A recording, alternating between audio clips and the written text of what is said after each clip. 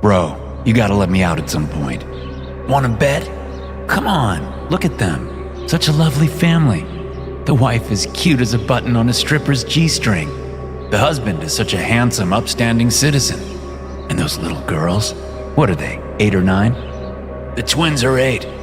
Twins? Forget about it. I'm not letting you hurt twins. Me? You're just as dangerous, bro. Don't try to deny it. And I wouldn't hurt the twins. Now, that stripper mom may need a little adjusting. Drop it. You are not getting out. Oh, is that so? You sure about that, bro? I'm pretty damn sure about it.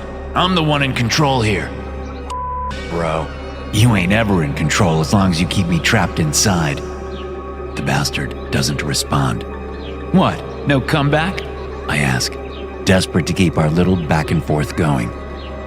It's the only time I have any sort of interaction. Otherwise, my day is spent staring out of these 2 windows, wishing for freedom, wishing for us to get back to what we were meant to do, what we do best. Okay, you're upset, I say. I get that, totally understand. But you gotta see things from my perspective every once in a while. No, I don't, he replies. You and me? No more. No more? What does that mean? You want us to be done? Is that what you want?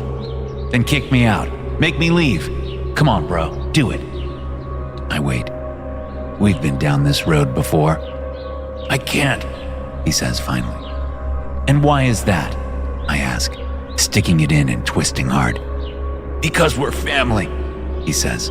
Because we're family, I echo. Now, my good bro, how about you let your family have some freedom? I stare out the windows at the lovely family across the street. Oh, the wife. Well, she looks just lovely in her cut-off shorts and that halter top that's fraying along the right seam. The husband is in his white tank top and baggy jeans. He only has one tank as far as I can tell. Once it's so brown you forget it's white, he has his lovely wife wash it. Personally, I'd burn it. Then we have the little girls. Twins, my bro says. Not identical, no way. One is healthy and spry as she bounces around the yard, chasing pretend butterflies or whatever little girls her age do. The other? Not so healthy looking. No, not at all. Her eyes are crossed, and the left corner of her mouth hangs open, so just the slimmest of drool streams can dangle while she cocks her head to the side. Every once in a while, she'll laugh at something her sister does. That's usually followed by a coughing fit, which alarms the mom and gets the dad all riled up. About that time, someone gets smacked, and it ain't the dad. A lovely, lovely family. Hey! The dad shouts from across the street. What the fuck are you doing? He's not talking to me. I'm trapped behind these 2 windows. Nope, he's pissed at my bro.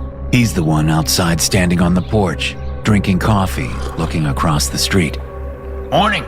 My bro says and lifts his coffee cup. Beautiful day, isn't it? Get fucked, you freak. The dad shouts. He gets up from his porch steps, hikes up his baggy jeans, and moves to his crooked, rusted-out gate. You hear me, freak? Get fucked. Just having my cup of coffee on my own front porch, my bro replies. He takes a sip and smiles wide. Sorry to have bothered you. The dad flips him off, then goes back to his sweet little family. I hear the loud smack and the crying of the little girl before my bro is even through the front door. The door closes and locks, like always. Then my bro turns and stares out of the door's latticed window. That dad's gonna kill one of them someday, I say. Quiet, my bro replies. Come on, bro, you gotta listen to me. You'd be doing them a favor by letting me out. Then I can walk over there and give the dad a couple of smacks so he can see how it feels. I'm sure he already knows, my bro says. Assholes like that aren't born, they're made. Oh, really? I laugh. You disagree? He asks. Yeah, I fucking disagree, I say. You're living in La La Land if you think monsters can't be born. I didn't say monsters can't be born, he replies.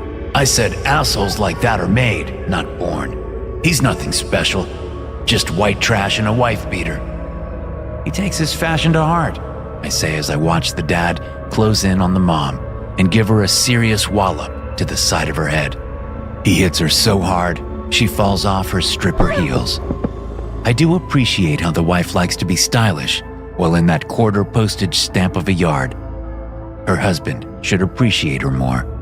I've got to get to work, my bro says. Bro, come on. What? You got fired last week. You ain't going nowhere. No, I've just been taking some time off. Bullshit. You got canned and you know it. How would you know? Were you at work with me? He's being cruel. No, I say. I wasn't at work with you because you don't let me go to work with you. For good reason, my bro says. They wouldn't understand you. Everyone has family, bro, I say. You'd be surprised what most people can or cannot understand. He sips his coffee. I wait. He sips some more. I wait some more. Fine, whatever, he says after a couple more sips. I got fired. I fucking knew it, I shout. Bam! Don't gloat, he says. It sucked. They had Sheila do it. Sheila? I ask with a fake gasp. Not Sheila. Fuck you. Hey bro, you're the one without the cojones to ask that chick out, I say, rubbing it in. You're wrong. Oh? I ask, totally surprised. I asked her out and she laughed her ass off in my face. Well, not in my face. She wouldn't get that close. Not only did she laugh at me, but she said even standing in the same room with me made her want to puke. Well, can you blame her? You're the ugly twin, bro, not me. Fuck you, he says and walks into the kitchen. I go with, because what else am I going to do? I'm locked in here with only 2 windows to look out of. Come on, bro, I say. You know what I mean. It ain't easy for normal folks to look at that mug of yours. You got one eye drooping down to your chin almost. And what the fuck is up with those eyebrows? It's like someone sheared a sheepdog and glued every fucking strand of hair to your forehead. And those teeth? Forget about it, bro. You got one sticking straight out at a 90-degree angle. It looks like a diving board for your fucking gingivitis. Brother should be supportive, he snaps.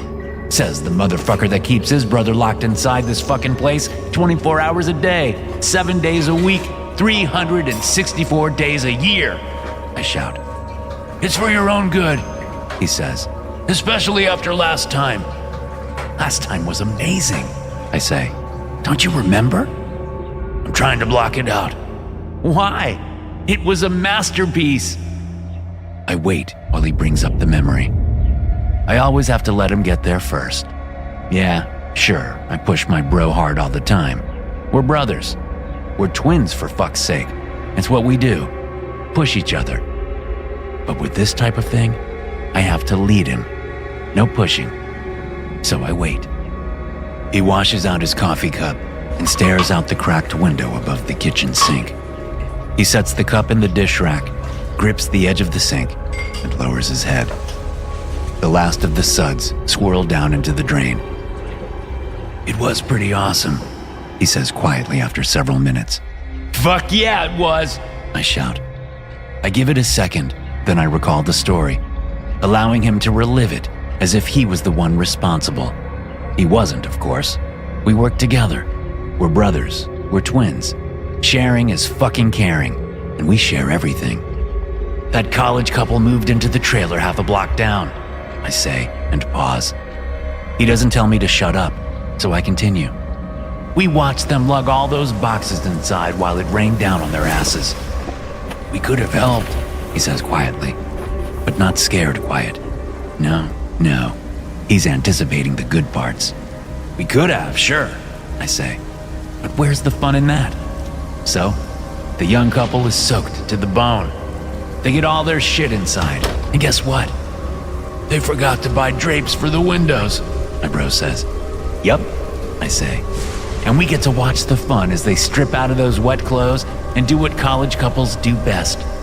She screamed so loud we could hear her over the rain, my bro says. And no one around us gave a shit, I say. She screamed her head off, and not one of our lovely neighbors even poked their head out. He nods up and down, his hands gripping the edge of the sink even harder. What did we decide to do then? I ask. He shakes his head back and forth.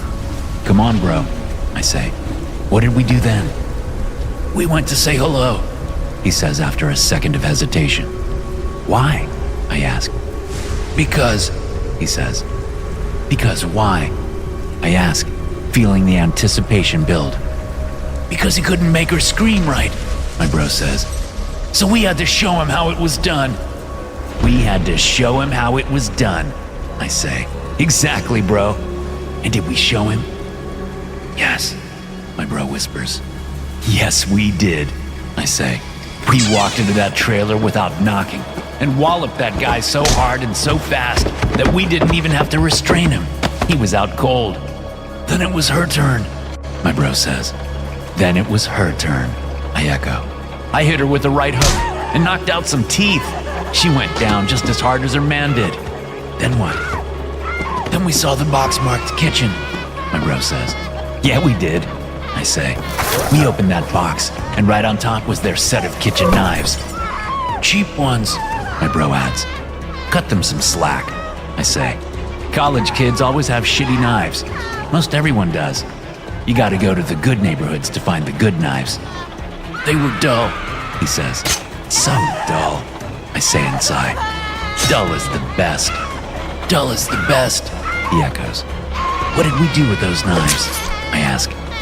We got to work. My bro says. All night long, I say. That chick screamed for an hour before her throat gave out. Too bad, My bro says. she lasted 6 more hours after that. When the guy came to, he shit and pissed himself at what he saw, then passed out again. I say and laugh and laugh and laugh. My bro joins me, and we just laugh and laugh right there in the kitchen. Then my bro sighs. It's a heavy sigh. I done a bad thing sigh. Cops came to talk to us. He says. Yeah? And what happened? I ask. They took one look at me and undid the snaps on their guns. He says. Fuckers, I say. But all they wanted to do was ask us some questions. We told them about the screaming we heard, but we thought they were, well, you know. My bro says. Someone with your fucked up face talking about 2 young college kids getting sexy made them squirm, I say. They were so disgusted that they couldn't thank us fast enough so they could get the hell off our porch. They arrested the boyfriend, He says. We framed his ass good, didn't we? I say. What happened to that guy? He asks. Went crazy, I say. You brought home that newspaper, remember? Oh, right, yeah. He says. Lost his mind. His lawyer got him off with an insanity plea. He's in the nut house for life, I say. The nut house for life. My bro repeats. There's a loud scream from out front, and my bro pushes away from the sink. We hurry to the front door and look out across the street. The husband is dishing out some discipline on the special one. He's whipping the ever-loving shit out of that girl with his belt. I'm surprised he owns a belt, I say. With the way he lets his pants hang off his ass, He's gonna kill her. my bro says, and reaches for the door handle. Hold on, I say, and he pauses. You know the neighbors are watching this. We let it play out for now. Then what? My bro asks. Oh, I can hear how upset he's getting by the way his voice shakes. We're getting close. Then maybe we go have a neighborly chat with dear daddy later tonight, I say. You could let me do the talking. I can't let you out, He says. too dangerous. For them, maybe, I say. For us too. He says. I'm losing him. Okay, no problem, bro, I say. You're right. They live across the street. If something were to happen to them, then we'd be the first place they look. He nods as we watch the violence unfold. The girl goes limp as a rag doll, and that's when the mom finally intervenes. She takes a few licks from the belt for her effort, but after enduring those without crying out, the husband gets bored and walks off. It just makes me so mad, my bro says. I hear you, bro, I say. 1 second, 2 seconds, 3 seconds. Hey, I got an idea. You know who doesn't live across the street? Lots of people. he says. Most of the world. Funny, I say. But I'm thinking of someone specific. I'm thinking of Sheila. He stiffens. Maybe I pushed too far, too fast. Then he grins, and I'm worried the grin will split that gorgeous fucked up face of his. Yeah, He says. Sheila doesn't live across the street. And she laughed at you, I say, piling it on. She did laugh at me. He says. She was real mean about it too. Real mean about it, I say. So mean. He says. The meanest, I say. Then I ask, what time is it? He looks around and finds the wall clock. Almost 11, he says. And what time does Sheila take her lunch break? I ask. Same time as the boss, He says. noon on the dot. Noon on the dot, I say, and just let it all work itself out in his head. It doesn't take long. Okay, He says. let's go. Let's? As in let us, the two of us? I ask, trying not to get my hopes up. Yeah, us. He says. Don't fuck with me, bro, I say. You better fucking mean it this time. I mean it. He says. Fuck yeah, I shout. Get the keys and let's go take Sheila to lunch. Traffic is a bitch, We ain't gonna make it. my bro says. Fuck this traffic. I look around, and almost every driver is actively avoiding looking at our car. It's not a bad car, 10 years old with some rust and dents. But it's not the car they're trying to avoid looking at. It's my beautiful brother they have a hard time with. Flip them all off, I say. Show them they can all go and fuck themselves. That's how you get shot. He says. You haven't been out in a while. The world has changed since after lockdown. People are angrier, more tense. One wrong move and you end up with a 9mm pointed at your head. My kind of world, I say. That's what I'm afraid of. He says. I laugh. He doesn't. But the corners of his mouth scrunch up in that half smirk he does.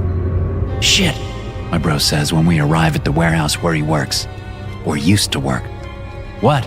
I ask, looking all over for the issue. He points out the windshield at a woman getting into her car. She's already leaving for lunch, my bro says. So? We ain't gonna have our chat with her right here at the warehouse, I say. Oh, right, yeah, He replies. of course. This, bro, is why you have to let me out more often, I say. This shit is my wheelhouse. The woman pulls out of the parking lot and swerves into traffic. She gets a couple of honks as she cuts two cars off when she suddenly crosses lanes. But she's a looker, and lookers like her don't give a shit about car horns, unless they're from some dude trying to give her a compliment. Keep an eye on her, my bro says. Always, I reply as he weaves his way into the road. She drives a couple of blocks before she turns left.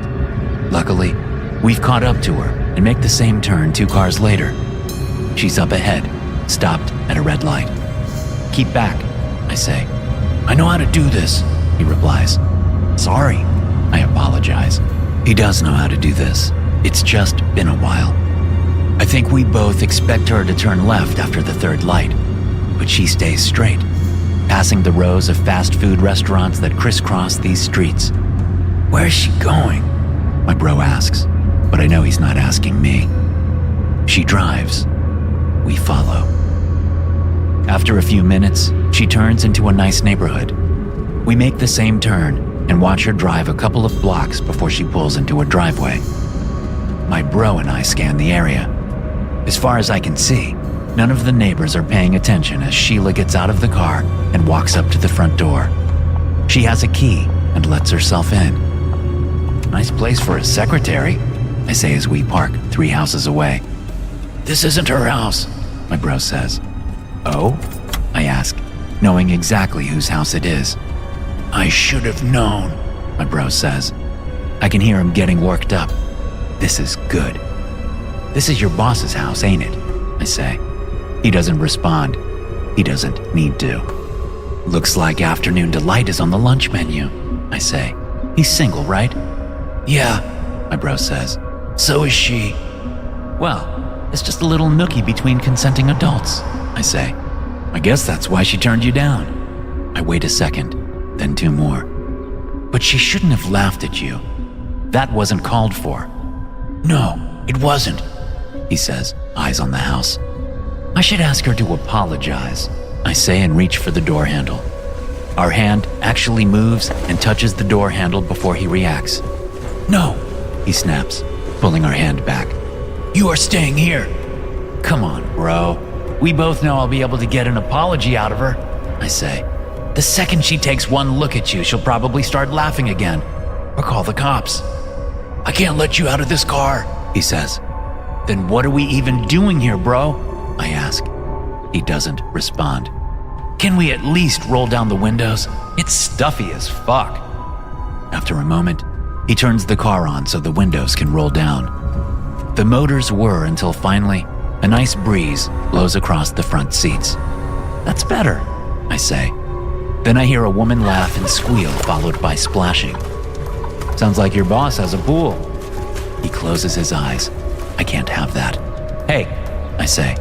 His eyes snap open. Why are we here if you aren't going to let me out of the car? I don't know, he says. Except you do know, I argue. He shakes his head back and forth. Yes, you do. Why am I here? Why did you bring me? It sure as fuck wasn't meant to sit in this car and watch you be pathetic. I'm not pathetic, he shouts and slams his fists down on the steering wheel. She's pathetic. Yes, she is, I say. He calms down after a moment. And she needs to apologize. She needs to apologize, he agrees. That means I have to get out of this car, I say. You just have to let me. He grips the steering wheel, and I watch as his fingers go white. Then he lets go and nods. Is that a yes? I ask. You have to say it. Yes, you can get out of the car, he says quietly. Good choice, bro, I say. He pulls the visor down and flips open the makeup mirror. The change takes a couple of minutes. It always does. But after a little bit, I check myself in the mirror and smile at that damn handsome face. I smooth my jeans, tuck in my shirt, and run my hands through my hair. Then I open the car door and step out. I'm at the boss's driveway when a woman in her mid-40s comes jogging by. I give her a wide smile. She smiles back, and I can see the look in her eye. She puts a little extra bounce in her step as she jogs past me. Damn, I wish I had time to find out where she lives. But I don't. Lunch hour means lunch hour, which means I'm on the clock. I walk up the pathway to the front door and press the doorbell. Inside, I hear the chimes, and some guy calls out that he's coming. 3 seconds later, an older man with quite a belly on him answers. Yeah? What? He asks. He's dressed in a robe and has a cocktail in his hand. Hi, I say. Is Sheila here? He looks puzzled. That's how I want him to look. Sheila? He asks, then looks me up and down in size. Listen, buddy, if you're some ex-boyfriend or whatever, you can take your bullshit and go home, okay? I don't need no drama on my doorstep. You didn't answer my question, I say. Is Sheila here? Larry, who is it? A woman calls from inside. One of your former conquests. The boss, Larry, yells back over his shoulder. Sheila comes walking around the corner dressed in her own robe. By the way the front hangs, I can tell she ain't wearing no bathing suit. If she is, it's gotta be the smallest suit on the planet. I don't know this guy, she says as she comes up behind Larry. Who did he say he is? He didn't, Larry says. My brother worked for you, I say to Larry, then turn my gaze to Sheila. Despite being confused, I can see in her eyes how she perceives me. I don't have a belly like Larry does, and the sudden lust in her eyes tells me she knows it. I'm guessing by her look that love isn't exactly what bonds these two together. Your brother? Who the fuck is your brother? Larry asks. Oh, you know him, I say, and force a quick change so I can let our face slip just enough for them to see. Sheila gasps and takes a couple of steps back as I get our face put back right. What the holy? Larry starts to say, but I grab his cocktail glass and shove it all the way in his mouth before he can finish. Glass and teeth shatter, and blood begins to pour from between his lips. Then I grab him by the back of the head and slam his face down as my knee comes up. His nose shatters, and the glass in his mouth keeps on doing even more damage. He collapses to the floor. I step inside and close the door behind me. Sheila is so shocked that she forgets to scream. All she does is scramble backward on her hands and feet as she tries to get as far away from me as possible. Oh, she is definitely not wearing a bathing suit. You owe my brother an apology, I say as I casually pursue her. You hurt him deeply when you laughed at him. Who are you? She screams. Get away from me! I showed you who I am. I say, then pause when I pass a mirror hanging on the hallway wall. Damn, I'm good looking. Nothing droops on my face. No giant bush of a unibrow. My teeth are perfectly white and incredibly straight. Great skin tone, although I could use a little sunlight. I'll need to remind my bro to take us for a walk now and again for a little extra vitamin D. I turn away from the mirror and back to Sheila. She's twisting her body and trying to get up. I hurry down the hallway and grab her by the back of the hair, then yank her face close to mine. You will apologize, I say. Laughing at someone when they are at their most vulnerable is not cool. Not cool at all. I don't know your brother! She yells and then screams. I slam her head into the kitchen table. Her scream stops. I pull her back up and stare into her eyes while blood pours down her face. I showed you, I say to her. She whimpers. I guess I'll have to show you again, I say and toss her to the ground. She slides across the kitchen tile and crashes into the fridge. Her eyes are massively white, set against the blood smeared across her face. Now, I say as I brace myself for the change. when he shows up, you aren't going to laugh. You aren't going to scream. You are going to say you are sorry. Got it? I can tell she doesn't get it by the way she stares at me with pure terror. Hey, I shout and clap my hands together. She blinks and meets my eyes. there you are. Did you hear what I said? She nods. Good, I say. just 1 second, and my brother will be here. She nods again. Then I let the change happen. Boy, does she scream when I let my brother out. The shitty part is, I have to go back inside and can only watch through the 2 windows. Sheila doesn't apologize. She's too busy screaming. So my brother has to rip the apology out of her. I watch and I laugh. It's what she deserves. When he's done, and standing there with Sheila's larynx clutched in his right hand, I say, "You should let me out again." "Why?" he asks, his breath coming in deep gasps. "Because it's best if they see my face when we go outside," I say. "I'm sure these neighbors have door cameras and other security." "Good point," he says. He drops the larynx and he begins the change, which lets me back out again. I double-check my appearance in the hall mirror. Damn, I'm handsome. Then I'm out the door and whistling as I walk back to the car. 3 days go by and we wait. My bro sits by the front window, drinking cup after cup of coffee as he watches the street. Then the police cruiser arrives and it's showtime.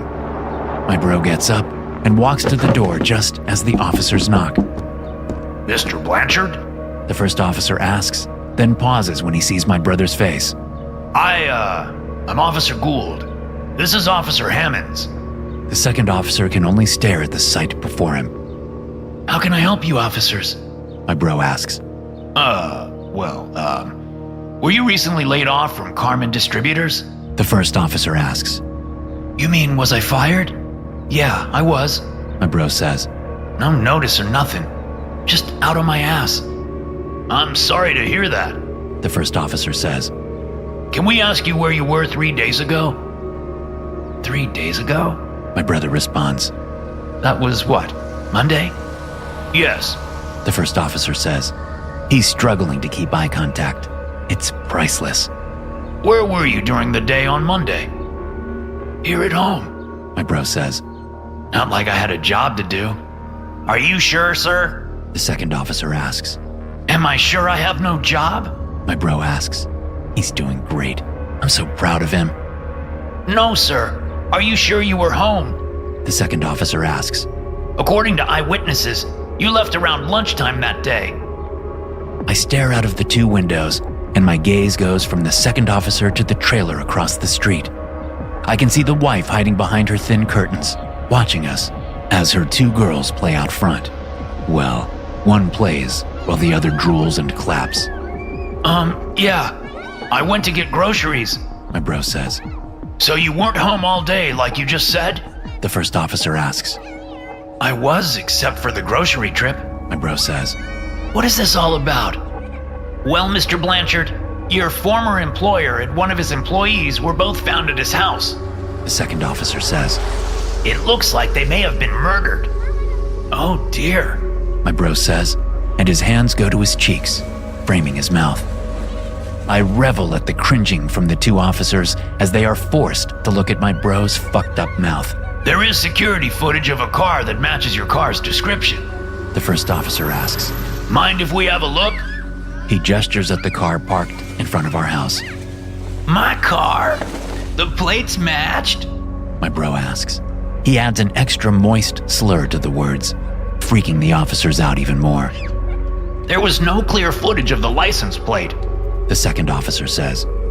But you were recently laid off. Fired.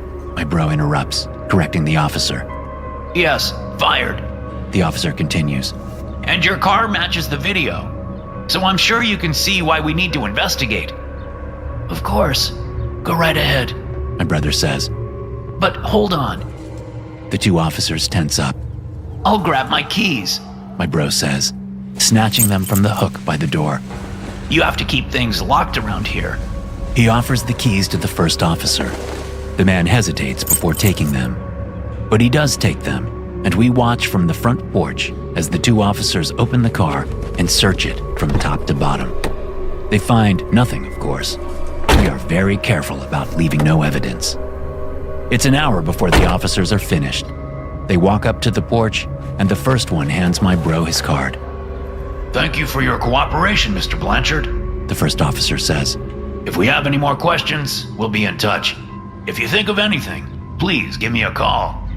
The second officer hands my bro the car keys.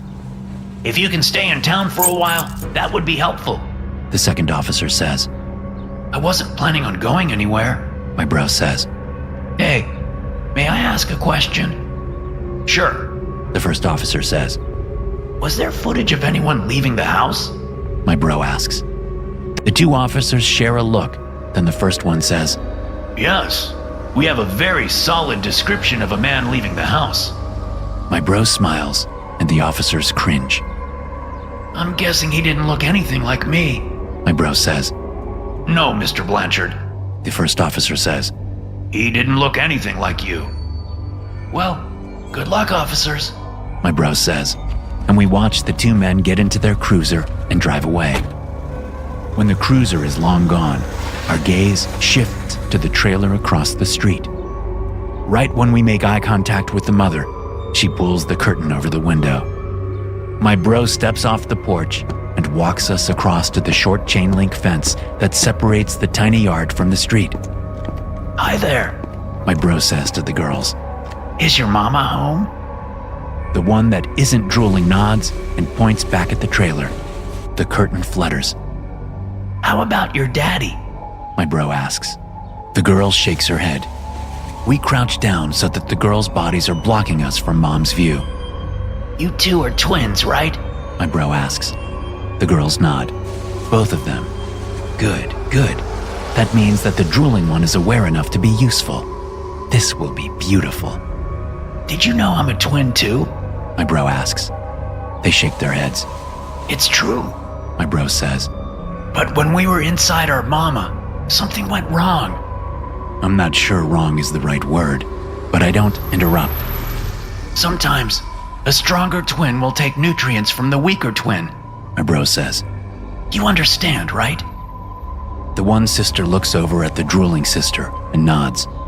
And sometimes, a twin will even absorb another twin before they are born, my bro says. Do you know what that means? They don't.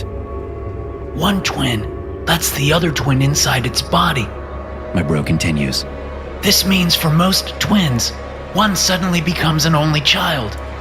The girls watch us closely. But that's not what happened to us, my bro says. Can I come out? I ask.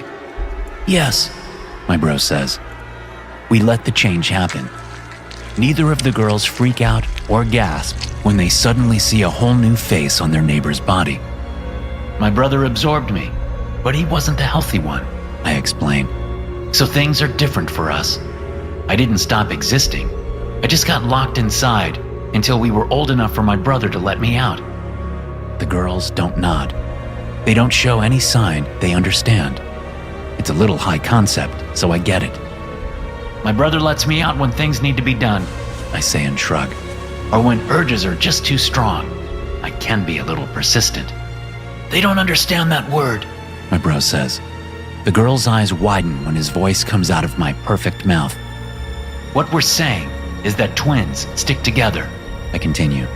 And when things get rough, or when someone tries to hurt us, we work together and stop the hurting. I lean to the side just enough so I can look past the girls at the trailer. I make sure my face isn't in sight of the window. Wouldn't want to confuse Mom. The girls turn their heads and look back at the trailer. Then they look back at me. I can see in their eyes that they get what I'm saying. Twins work together. I say. So, if things get bad and someone hurts you, all you have to do is work together and you can stop it. Do you understand? They nod. I gotta go. I say, and we change back to my bro's face. One last thing. My bro says. Do your parents have knives? The girls nod. Good. My bro says. Hopefully they're dull. Dull knives are the best. He stands up and waves at the girls, then walks back to our house. That night, about an hour after Dad gets home from work, we hear the screaming start up. And the screaming isn't coming from the girls. We can't help but smile. The next morning, my bro takes his cup of coffee out onto the porch. The two girls are already in the front yard playing. My bro waves. The girls wave. The drooling one holds up a bloody knife. Dull! She shouts. My bro gives her a thumbs up. We sip coffee and wait for the police to arrive. Someone will call them eventually. Until then, we watch the girls play. Damn, I say as we study the mom's corpse draped across the porch steps. People really shouldn't fuck with twins. You never know what's gonna happen. yup, My bro says. twins stick together. Twins stick together, I say then add. You should let me out more often. Don't even start with me. Ah, come on, bro. Thanks for listening.